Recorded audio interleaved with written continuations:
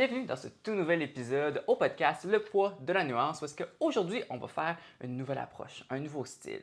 On va parler du marketing ou de la réalité de la supplémentation. C'est pas nouveau, on sait que c'est une industrie qui est très féroce, la supplémentation. C'est quelque chose où il y a beaucoup d'argent à faire et souvent, c'est pas toujours au meilleur des intérêts des gens. Alors, nous, notre objectif aujourd'hui, c'est vraiment de partager dans le fond l'information qu'on connaît, ce que les études en disent, bien sûr en restant en survol d'un point de vue général et pour vous outiller un peu plus, développer un peu votre questionnement, votre regard critique sur les suppléments et savoir est-ce que vous devriez vraiment les prendre. Bienvenue au tout nouvel épisode du podcast Le poids de la nuance par Kinvolve Fitness. Ce podcast est pour tous ceux qui se sentent désinformés, désorganisés et démotivés en naviguant à travers le monde du fitness. Dans chaque épisode, la science et la pratique sont mis de l'avant, sous toutes leurs nuances, pour donner les meilleurs outils et les fondements derrière l'entraînement et la nutrition. Si tu cherches à t'investir dans ta transformation une fois pour toutes, ce podcast est pour toi. Mais avant de commencer pour vous présenter les 3 suppléments de la journée qu'on va parler, je voulais faire un disclaimer, bien entendu, comme d'habitude, spécifiant qu'on n'est pas des nutritionnistes, non plus des pharmaciens, on n'est pas spécialisé dans la supplémentation et les effets. Tout ce qu'on veut, c'est partager des informations qu'on connaît et que si vous voulez en prendre, je vous recommande toujours de faire affaire avec le bon professionnel de la santé. Premièrement, commençons avec les oméga 3. Ce qui est intéressant de savoir, c'est qu'on va toujours commencer avec concrètement qu'est-ce que c'est que le supplément, comment est-ce que c'est vendu, est-ce que c'est bon ou pas, est-ce que c'est vrai en fait ce qui est écrit sur les étiquettes. Ensuite de ça, est-ce qu'on en a besoin? Si oui, à quelle quantité, c'est quoi la dose recommandée? Puis à partir de là, est-ce que ça vaut la peine d'en prendre dans un contexte de prise de masse ou de perte de gras, tout dépendant évidemment dans quel contexte toi tu es. Fait que oméga 3, concrètement, qu'est-ce que c'est? Concrètement, c'est les fameux gras essentiels insaturés. Sur les étiquettes des valeurs nutritives, on voit ça souvent. On a les gras saturés, les gras insaturés, on a les gras trans. Eh bien, les oméga 3 ou oméga 6, c'est vraiment des gras insaturés. Nous, aujourd'hui, on parle juste des oméga 3, pas des oméga 6. Ça, c'est quelque chose qui est disponible là, vraiment en vente un peu partout. On en a en pharmacie, on en a dans les magasins de suppléments en tant que tel. On a sous forme de gélules, sous forme de liquide aussi. La seule chose caractéristique, c'est que souvent, ça goûte le poisson. Fait que c'est pas toujours la chose la plus confortable là, à prendre. Mais par contre, ça aurait quand même des excellentes vertus. Là. C'est ça. Si on lit ce qui est sur l'étiquette, là, évidemment, source d'acides gras d'oméga 3 pour le maintien d'une bonne santé. OK? Aide à soutenir la santé cognitive, les fonctions cérébrales. Okay? Aide à soutenir la santé cardiovasculaire. Aide à réduire les triglycérides sériques. En gros, ça ressemble à ça sur les étiquettes. Fait que si on décortique ça à la base, c'est source d'acides gras d'oméga 3 pour le maintien d'une bonne santé. Là, on peut déjà dire que, je l'ai mentionné un peu, c'est un acide gras qui est quand même essentiel, qu'on a besoin de l'alimentation. Fait que ça le remplit tellement de fonctions dans notre corps que, oui, on peut dire que c'est essentiel là, pour la bonne santé. C'est pas quelque chose non plus qui est très vendeur. C'est comme on pourrait dire que beaucoup de choses sont bonnes pour la santé. C'est très général. Je veux dire, c'est le genre d'affaire qui est écrit sur le supplément. T'es comme, je peux pas dire non, je peux pas dire oui. C'est ça, oui, exactement. Aide à soutenir la santé cognitive, la fonction cérébrale. Oh, ça, c'est super intéressant. Dans le fond, petite parenthèse là, par rapport aux études, par rapport aux suppléments, c'est que c'est quand même difficile à étudier parce que, dans le fond, on doit essayer d'isoler le plus de variables possible quand on étudie ça avec des groupes. Fait que, par exemple, il va y avoir des gens qui vont recevoir de la supplémentation sous différentes formes. Par exemple, d'oméga 3 sur 6, 8, 12 semaines. Puis là, on va voir qu'est-ce qu'on a une amélioration au niveau de certaines tâches cognitives, certaines choses. Fait que c'est toujours un peu difficile quand même. Par contre, en ce moment, ce qu'on peut voir dans la littérature, c'est qu'il y aurait des effets bénéfiques à la supplémentation d'oméga 3. C'est juste la supplémentation au niveau des fonctions cognitives, particulièrement chez les personnes qui souffrent d'Alzheimer. Fait qu'on voit que ça a vraiment un champ médical derrière ça. Est-ce que d'une personne saine, ça a une amélioration? Par contre, ça, c'est autre chose. Fait qu'il faut faire attention. Là, c'est comme si on a pris un statement, un fait sur la santé cognitive pour des personnes malades, mais des personnes qui ne sont pas malades, est-ce qu'on a les mêmes problématiques? Ça, on ne sait pas encore. Mais on sait que ça a des effets bénéfiques sur les fonctions cognitives.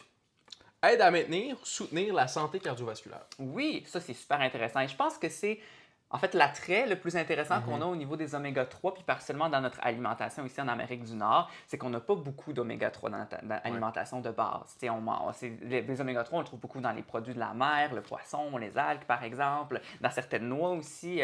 Et dans le fond, ça aurait un effet protecteur au niveau des événements cardiovasculaires, au niveau de l'artériosclérose. Bref, toutes des choses qui peuvent augmenter les risques de mortalité au niveau cardiovasculaire.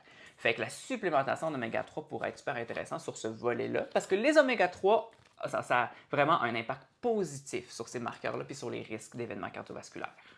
Aide à réduire les triglycérides sériques, c'est vrai aussi. Oui, c'est vrai. On a juste observé qu'en supplémentant avec des oméga-3, mais il y avait une diminution dans le temps. Fait que overall, ce qui est écrit, honnêtement, je veux dire, c'est vrai. Oui, exactement.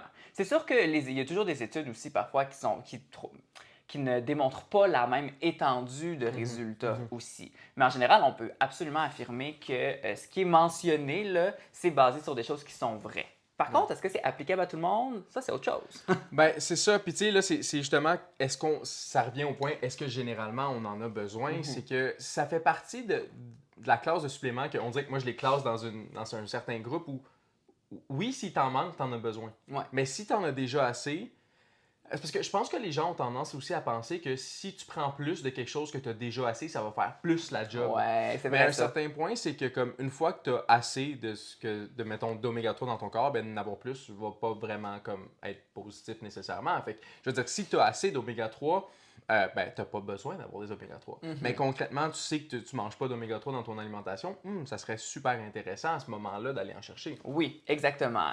Mais c'est difficile à savoir quand même, tu sais, à part faire un test sanguin, c'est difficile à savoir combien d'oméga 3 là, on aurait besoin. Par contre, si on peut se fier un peu sur les statistiques qu'on a qui existent, aux États-Unis en ce moment, mais on pourrait dire que les adultes et les enfants consomment suffisamment d'oméga 3. Ça, c'est vraiment sur les recommandations minimales. Par contre, si on se fie un peu plus au Canada, dans le fond, puis les recommandations qu'on a, on se rend compte qu'il n'y a pas il n'y a pas suffisamment de consommation d'oméga 3 pour avoir des effets bénéfiques au niveau cardiovasculaire, au niveau de la protection justement d'événements cardiovasculaires puis d'artériosclérose, jusqu'à même dire qu'il y aurait uniquement 3 % de la population qui consommerait suffisamment d'oméga 3 pour avoir un effet protecteur. Donc, on voit qu'il y aurait probablement un besoin là, sur ce volet-là. Il n'y a pas beaucoup de risques à prendre trop d'oméga 3, entre guillemets. Donc, souvent, on pourrait dire qu'il y a plus de bénéfices à prendre des oméga 3 que de méfaits en tant que tel sur la santé. Là. Puis si tu veux y aller avec une certaine dose, savoir c'est quoi la dose minimale qui est recommandée, pour un homme, on parle de 1,6 g, puis pour une femme, on parle de 1,1 g à ce moment-là. Fait que ça ressemble à ça. Puis après, sur les suppléments aussi, ce qu'il faut faire attention, c'est le dosage, bien entendu. Ça va à n'importe quel supplément. C'est super important à regarder parce que parfois, les dosages vont être vraiment extrêmes. Et ça, c'est vraiment les recommandations minimales, dans le fond. C'est difficile d'avoir parfois des tops, à moins qu'il y ait de la toxicité. Dans le cas des oméga 3, on n'en a pas. Donc là, c'est vraiment le minimum. Là, c'est ce que Jérémy a mentionné. OK. Puis dans un contexte maintenant de perte de gras ou de prise de masse, est-ce que ça vaut la peine, les oméga 3? Ultimement, la réponse, c'est oui. Parce que, on a vu que c'était bon pour ta santé. On a vu que ça veillait au bon fonctionnement de ton corps. Fait que même si, tu sais, comme concrètement, est-ce que ça va augmenter ta masse musculaire? Probablement pas directement, mais ça va ça va te mettre dans un meilleur état de santé. Fait qu'à la base, comme, oui, c'est valable. Puis c'est super intéressant ce que tu dis parce qu'en ce moment, c'est quand même un champ d'études spécifique. On s'entend à la recherche sur l'hypertrophie, c'est très spécifique. Dieu, Puis la force aussi. Puis en ce moment, on aurait des données qui tendent peut-être tranquillement à dire qu'il y aurait un effet sur la force et la masse musculaire. Mais à quel degré, on a difficulté à le dire, puis les résultats sont vraiment pas concluants d'une étude à l'autre. Par contre, est-ce qu'on aurait plus de bénéfices? On aurait tendance à recommander sûrement la supplémentation d'oméga 3, mais c'est encore conflictuel. Là. Je ne peux pas vous dire à 100% que c'est ça le résultat. Puis, est-ce que c'est le facteur qui va faire la grosse différence? On est d'accord, c'est pas la priorité. Là. Mais il y aurait quand même un petit bénéfice. Ça, c'est un petit bonus qui est super intéressant. Là. Puis rendu là, est-ce que c'est directement la raison pourquoi tu vas devenir plus fort et avoir plus de masse musculaire? Non, c'est sûr que c'est indirect. Peut-être pas. Il y a plein de choses qui vont être en jeu, mais tu sais, veux pas, si tu as tous les nutriments que tu as besoin, most likely que tu vas être plus fort, tu vas avoir plus de facilité à développer ta masse musculaire, tout le kit. Fait que je veux dire, ça vaut la peine dans ce cas-là. T'sais. On essaie de voir est-ce que ça vaut la peine ou pas de prendre un supplément, puis si tu veux prendre les oméga 3, ça vaut la peine. Exactement. En gros. Ouais. Fait que ça fait le tour par rapport aux oméga 3. Avant qu'on continue, j'ai un petit service à te demander. Si tu aimes ce genre de contenu, laisse un like ou un 5 étoiles, puis partage avec un ami qui pourrait bénéficier de ce genre d'informations-là. Qui sait, tu pourrais peut-être nous aider à remplir notre mission de rattraper les erreurs du fitness une personne à la fois. Fait qu'on va aller un petit peu plus au niveau de la protéine en poudre. Ça, je pense qu'on s'entend populaire, très populaire, la protéine en poudre. Autant que ça s'est beaucoup popularisé, j'ai l'impression qu'il y a encore des choses comme, est-ce que, mettons, j'ai vu une vidéo justement qui disait, tu peux avoir, mettons, des problèmes rénaux si tu prends de la protéine. Ouais. Tu sais, est-ce que c'est vrai tout ça? Tu sais, non. La réalité, c'est que la protéine en poudre, qu'est-ce que c'est? C'est littéralement de la protéine. Fait que la protéine que tu trouves dans ta viande, c'est la même chose, mais ça va être en poudre. Tu peux l'avoir végétalien, tu peux l'avoir protéine qui vient de source végétale ou animale, tout dépendant. Fait que c'est vraiment juste un supplément de protéines, en gros. Comment est-ce que c'est vendu maintenant? Ouais, ben c'est vendu souvent ce qu'on dit, OK, c'est un supplément d'entraînement et de soutien athlétique. Bon. Je veux dire, la protéine en tant que telle va être utile pour le développement, la reconstitution de ton muscle. Fait que est-ce que c'est vrai, est-ce que c'est faux? Mettons, c'est très général. Mettons comment c'est formulé, c'est un peu étrange, mais après, le deuxième point qui est souvent le plus dit, c'est source de protéines pour le maintien d'une bonne santé. On est d'accord, la protéine, c'est quand même essentiel. Source de protéines qui aide à construire et à réparer les tissus du corps. Oui. C'est quand même très général. Puis en passant, là, ce que je lis, c'est vraiment juste la fonction des protéines en général dans le corps. C'est rien de comme « wow, surprenant ». C'est vraiment le rôle de la protéine en tant que telle. Source d'acides aminés impliqués dans la synthèse de protéines musculaires. Les protéines en tant que telles, si tu les divises, c'est une chaîne d'acides aminés. Donc, en effet, il va y avoir des acides aminés pour la synthèse de protéines. Ouais. Puis là, où est-ce que c'est important aussi, c'est que pour l'hypertrophie, là, on a deux stimuli qui est important. On a un stimuli mécanique qui est vraiment l'entraînement, mais on a aussi la quantité de protéines ou l'acide aminé qui est disponible. Fait que, clairement, c'est important, là, la protéine. Par la suite, aide à la formation des muscles maigres lorsqu'associé à un entraînement régulier et un régime alimentaire sain et équilibré. Voilà. Bon, ça, on voit que c'est assez complet sur ce fait-là. Là. Fait que oui, prendre la protéine sans stimuli, comme tantôt je disais que c'était essentiel d'avoir deux stimuli, si on prend la protéine puis on n'a pas de stimuli musculaires, notre muscle n'aura aucune raison de se développer aussi. Là. Fait que si quelqu'un vous vend de la protéine disant « Hey, vous allez devenir immense et musclé tout seul », ça n'arrivera pas, inquiétez-vous pas là-dessus. Fait que tout ça, on peut dire généralement là, que c'est vrai. Oui, c'est vrai. Puis le point que tu as dit était super important, c'est que puis si ça avait été vendu comme ça, justement, ça fait augmenter ta masse musculaire, là, on aurait fait comme wow. Mais en tant que tel, ce qui est écrit, ça a du sens parce que c'est à ça que ça sert la protéine. Puis en effet, je veux dire, si tu prends de la protéine, tu t'entraînes pas, tu vas avoir plus de protéine. Pas de résultat. Tu vas maintenir ta masse musculaire, probablement. Mais à part ça, c'est bon pour le maintien de la masse musculaire. Mais elle va pas se développer davantage, disons comme ça. Mais est-ce que généralement, on en a besoin? Puis là, on parle du supplément. Ouais. Là, je veux quand même mettre le point là-dessus parce que, en tant que tel, on a besoin de protéines. Ça, on ne va pas dire le contraire. Mais est-ce qu'on a besoin du supplément? À notre avis, non. Parce que, tu sais, je veux dire, en ce moment, moi, je mange 200 grammes de protéines. Puis là, je parle des grammes de protéines, le macronutriment, la protéine. Ouais, pas la viande. Puis je prends pas de shake. Je n'ai pas de supplémentation de protéines parce que j'en ai pas besoin. Donc ça s'applique à vous aussi à la maison. Donc si jamais tu as déjà assez de protéines, je veux dire, tu n'as pas besoin d'en avoir plus. Même principe qu'on parlait avec les oméga 3, quand tu en as assez, tu en as assez. Je veux dire, à un moment donné, ça ne sert à rien d'en avoir plus. Tu ne vas pas être plus musclé parce que tu as plus de protéines que tu en as besoin. Ouais. Fait que c'est vraiment ça qu'il faut regarder, c'est est-ce qu'on est capable d'atteindre un apport quotidien en protéines là, qui est optimal, déjà là en partant. T'sais, Jérémy, lui, il n'a pas besoin parce qu'il a déjà tout dans son alimentation suffisamment de protéines. Par contre, la protéine en poudre, ça a un volet qui est quand même pratique, dans le sens que ça se transporte, ça ne demande pas nécessairement de cuisson ou de préparation même, là, c'est de l'eau mélangée là, avec de la saveur, ou on peut intégrer aussi la protéine en poudre dans d'autres aliments. Fait que si je me prends vraiment comme exemple, moi j'ai de la protéine en poudre dans mon gruau. Parce que c'est quelque chose qui est vraiment facile pour moi. Je n'ai pas envie de manger un troisième repas de poulet, par exemple. Donc, ça peut être pratique sur ce volet-là. Donc, est-ce que c'est essentiel? Non, mais ça peut avoir des vertus pratiques. Puis, c'est vraiment comme c'est la protéine, ça vient souvent, là, si je parle de la whey puis de l'isola, là, ça vient du petit lait. C'est vraiment une source animale. C'est des acides aminés là, complets qu'on a dans la protéine en poudre. Petite parenthèse sur la protéine végétale, que c'est pas exactement la même chose parce que parfois on manque de certains acides aminés, mais ça c'est une autre histoire. Là. Mais bref, la protéine en poudre, ce n'est pas essentiel, mais ça peut avoir un côté pratique. Oui, puis au niveau du dosage, là, ça c'est une question qui revient souvent. Puis, oui. Tu sais, mettons, ça peut vraiment aller de 0,8 grammes par kilogramme de poids. Fait que mettons que tu pèses 100 kg, mais 8. 80 grammes, tu y Ah arrives, ouais, tu y arrives, c'est ça, on 80 va grammes. l'avoir. 80 grammes, si mettons, c'est tout le temps moi les calculs rapides, là, ça va bien. Fait que ça peut aller de 0,8 grammes par kilogramme, mais ça peut aller jusqu'à 3,3 dans certains contextes parce que 0,8, ça va plus être comme la personne normale qui veut maintenir sa masse musculaire. On a quand même besoin de ça, right? Plus que tu vas vers l'entraînement en prise de masse musculaire, là, on parle souvent d'un 1,6 à 2,2 grammes par kilogramme. C'est Ouais. souvent le range qu'on donne. Mais en perte de gras, souvent pour le maintien de la masse musculaire, ben là, tu peux le monter à 3,2, 3,3 grammes par kilogramme. Fait que tout dépendant, évidemment, de où tu te situes, dans quel objectif, ben, le nombre de protéines peut changer. Puis ça amène à un point super important aussi. Est-ce que ça peut être utile en perte de gras en prise de masse? Ben Je oui, veux dire, 100%. ça peut avoir son utilité, certainement, là. Particulièrement l'avantage de la protéine en poudre, si je prends juste le contexte de perte de gras, c'est qu'on peut avoir toutes nos protéines avec beaucoup moins de calories que la Ouais. viande aurait, par exemple. Parce que dans un morceau de viande, ben, on a d'autres macros, on a des lipides, on a d'autres aussi micronutriments. Fait que ça fait que ça peut être, ben, c'est plus volumineux, mais ça peut aussi représenter plus de calories que de la protéine en poudre, par exemple. Ouais.